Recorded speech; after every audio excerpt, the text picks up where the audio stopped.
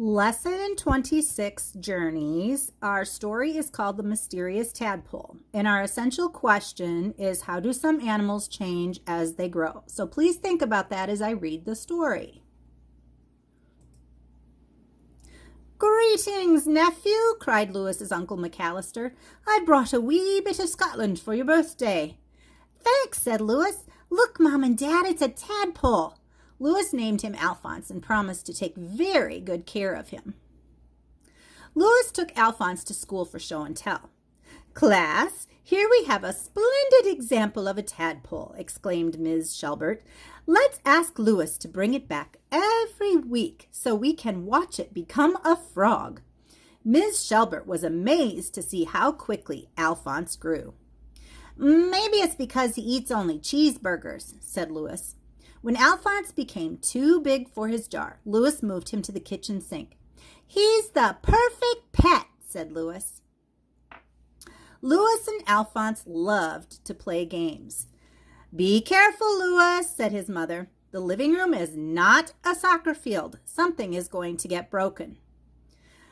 And she was right. That same day, the soccer ball slammed into Aunt Tabitha's antique lamp.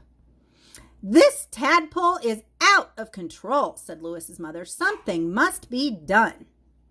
"It won't happen again," promised Lewis. "I'll take Alphonse to obedience school." The only animals at the obedience school were dogs. Some of their owners stared at Alphonse suspiciously. "Pretend you're a dog," whispered Lewis. Alphonse tried to bark, but it sounded like a burp. "Hold on a minute," said the trainer. "What kind of dog is this?" He's a hairless spotted water spaniel from Scotland," explained Lewis. Alphonse quickly learned to sit, stay, and retrieve. He graduated at the top of his class. "My parents will be very pleased," said Lewis. But Lewis's parents were not pleased when Alphonse outgrew the sink and had to move to the bathtub. "The shower is too crowded," complained Lewis's father. "Oh, the bathroom is a mess," moaned Lewis's mother. At least Lewis's classmates enjoyed Alphonse, who was still making weekly visits. "Wow, show and tell is more fun than recess." But one day, Miss Shelbert decided that Alphonse was not turning into an ordinary frog, and she asked Lewis to stop bringing him to school. By the time summer vacation arrived, Alphonse had outgrown the bathtub. "We could buy the parking lot next door and build him a swimming pool," suggested Lewis. "Be sensible," declared Lewis's parents. "Swimming pools are expensive." "We're sorry, Lewis, but this situation has become impossible. Tomorrow you will have to take your tadpole to the zoo." "But I can't put my friend in a cage," cried Lewis. That night, Lewis was very sad until he remembered that the gym in the nearby high school had a swimming pool. Lewis hid Alphonse under a carpet and smuggled him inside. "Nobody uses this place during the summer," whispered Lewis. "You'll be safe here." After making sure that Alphonse felt at home, Lewis said goodbye. "I'll be back tomorrow with a big pile of cheeseburgers," he promised. Lewis came every afternoon to play with Alphonse. In the mornings, he earned the money for the cheeseburgers by delivering newspapers. The training continued as well. Lewis would say, "Alphonse, retrieve!" and Alphonse would succeed every time. As summer vacation passed, Lewis became more and more worried about what would happen to Alphonse when the high school kids returned. After his first day of classes, Lewis ran to the high school and found the gym bustling with activity. The swim team was headed for the pool. "Stop!" cried Lewis. "On your mark!" bellowed the coach. "Get set!" Excuse me, sir," said Lewis. "Go!" roared the coach. Alphonse rose to the surface to welcome the swimmers. "It's a submarine from another planet!" shrieked the coach. "Call the police! Call the Navy!"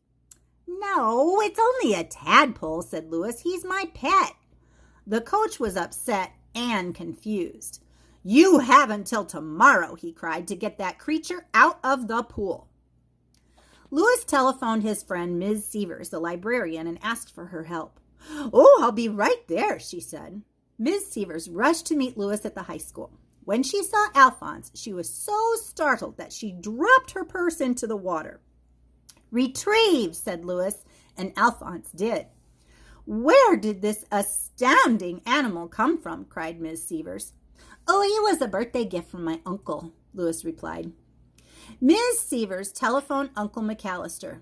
Oh, the wee tadpole, he said. Why, he came from the lake nearby. It's the one folks call Loch Ness. Brace yourself, Louis, Miss Severs said. I believe your uncle found the Loch Ness monster. Oh, I don't care, cried Louis. Alphonse is my friend and I love him. He pleaded with Miss Severs to help him raise enough money to buy the parking lot so he could build a big swimming pool for Alphonse. Suddenly, Miss Severs had an idea. Long ago, a pirate ship sank in the harbor, she said.